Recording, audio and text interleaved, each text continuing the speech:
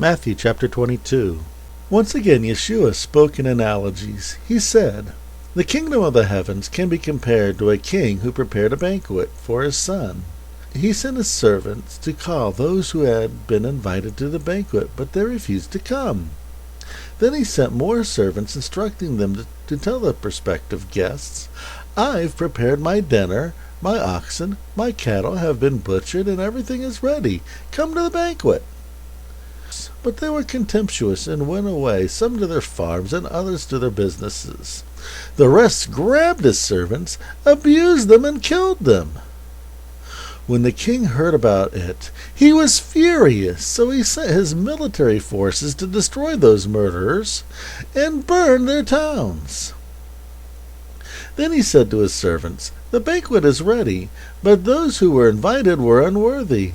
Now go into the main street intersections and invite everyone you find to the banquet.' So the servants went out to the streets and brought in everyone they could find, both the good and the bad, and the banquet hall was filled with guests. When the king came in to see the guests, he saw a man there who wasn't wearing festive clothes.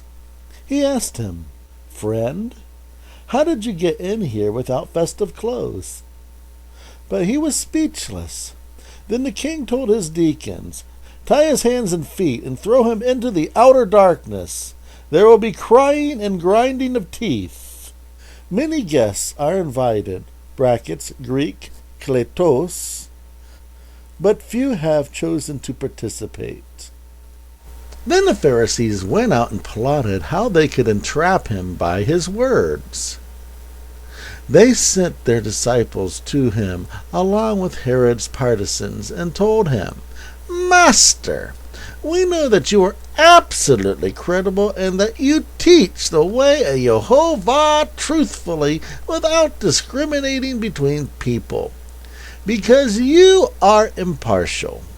So tell us, what do you think?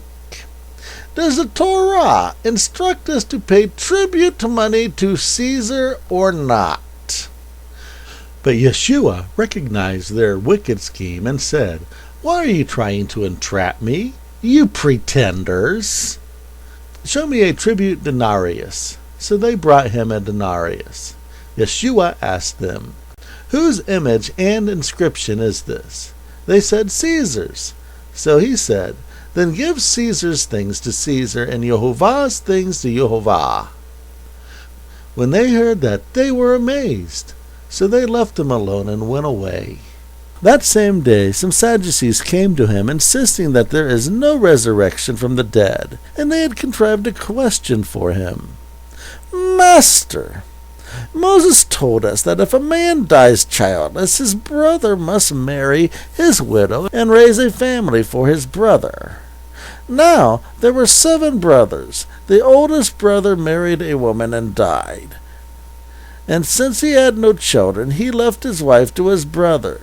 The same thing happened to the second and the third, down to the 7th. Last of all, the woman herself died. So in the resurrection, which of the 7 will she be married to, since they all married her?" Yehsua replied, "Your mistake is that you don't understand the Scriptures, or the power of Jehovah. In the resurrection of the dead, men don't take wives, nor are wives married to husbands, but they are like the messengers of Jehovah in heaven. As for whether there will be a resurrection from the dead, haven't you ever read what was spoken to you by Jehovah when he said, 'I am the Eloah of Abraham, the Eloah of Isaac, and the Eloah of Jacob'? He isn't the Eloah of the dead, but the living." When the crowd heard this, they were amazed at his teaching. When the Pharisees had heard that he had muzzled the Sadducees, they gathered around him, and one of them, who was a Torah teacher, tested him by asking, "Master, which is the greatest commandment in the Torah?" Yehsua told him, "You must love Jehovah, your Eloah, with all of your passion, with all of your consciousness, bracket, psyche, Greek, pushe, with all of your ability and with all of your mind. That is the greatest and most primary commandment. The second commandment is similar. You must love your fellow man as yourself. The entire Torah and the prophets are predicated on these two commandments. While the Pharisees were gathered around, Yeshua asked them a question. What do you have to say about the Messiah? Whose son is he? They replied, the son of David. He replied, so then why does David, inspired by the Spirit, call him Yehovah?